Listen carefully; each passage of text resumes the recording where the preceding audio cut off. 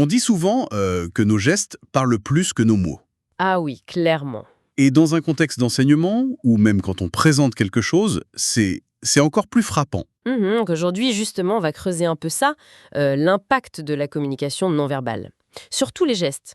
On s'appuie sur des extraits de Le secret des profs captivants, un ouvrage très intéressant là-dessus.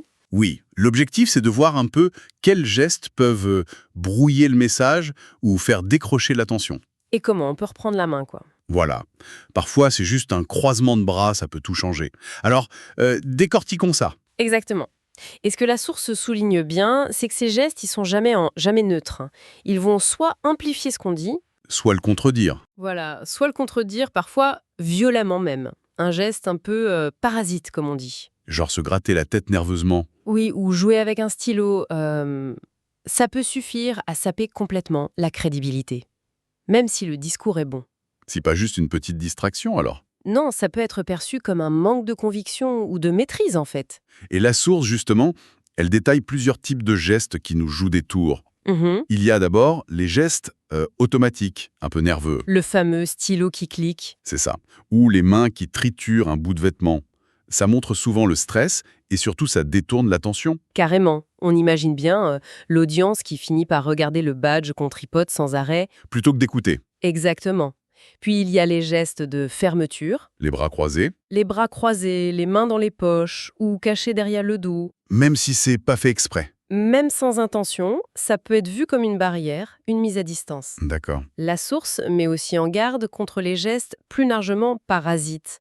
Des grands mouvements un peu déconnectés de ce qu'on dit. Ou tourner en rond. Voilà, se déplacer sans but précis. Ça donne une impression de flou, de confusion. Et il y a aussi ces gestes qui reviennent tout le temps, non? Ah oui, les gestes en boucle. Comme lever l'index à chaque fois qu'on dit un truc important, C'est ça. Au début, ça souligne, mais ça, à la longue, ça devient... agaçant. Oui, ça lasse, ça devient un tic. Ça perd toute sa force. Et le vrai problème, comme le dit l'ouvrage, c'est qu'on s'en rend rarement compte de ces trucs-là. C'est tout le défi. L'autoperception, c'est compliqué. Comment on fait pour s'observer objectivement? Justement, la source donne des pistes assez concrètes. La première, c'est... Se filmer. Ah oui, le grand classique. Ça peut faire un peu peur au début, mais l'idée, c'est de regarder après Sans le son. pour se concentrer uniquement sur le corps. Voilà. Est-ce que ça marche vraiment, ça? Pour avoir un regard objectif, C'est souvent très, très révélateur. Bon, ça demande un peu de courage, c'est vrai. j'imagine. Et pour compléter, la source propose aussi une grille d'observation, toute simple. Qu'on donne à quelqu'un d'autre? Oui, un collègue, une personne de confiance. Avoir un retour extérieur basé sur des critères précis, genre la fréquence de tel geste, quand est-ce qu'il apparaît, ça aide vraiment à objectiver. Ça rend visible ce qu'on ne voit plus, en somme. C'est ça nous met face à nos habitudes. D'accord. Et une fois qu'on a repéré le geste qui cloche, on fait quoi?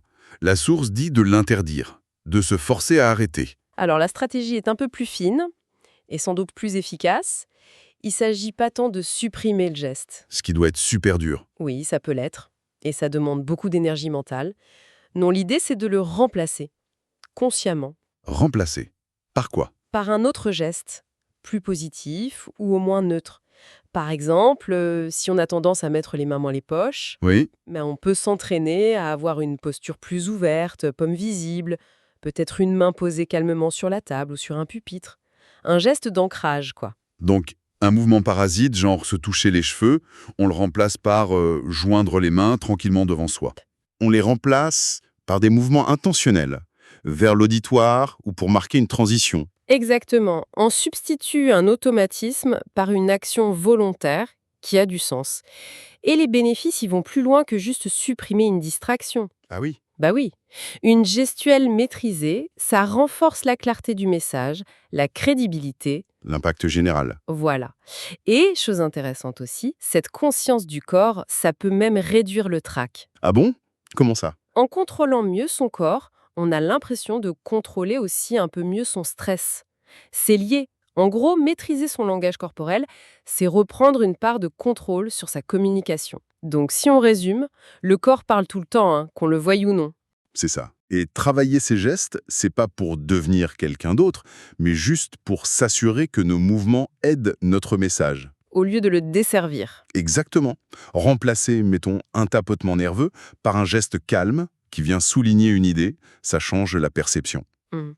Et peut-être, pour finir, ouvrir un peu la réflexion, Mhm. si on sort du cadre de la présentation ou de la classe, dans quelles autres situations nos gestes habituels pourraient jouer un rôle? Peut-être un rôle insoupçonné. Dans les réunions, par exemple. En réunion, oui, ou même dans des discussions plus perso, au quotidien. Comment nos petits tics, nos postures favorites, comment est-ce qu'ils influencent la façon dont les autres nous perçoivent et reçoivent ce qu'on dit? C'est une bonne question, ça. Voilà. C'est une piste d'observation pour tous les jours, finalement, regarder un peu plus nos gestes et ceux des autres.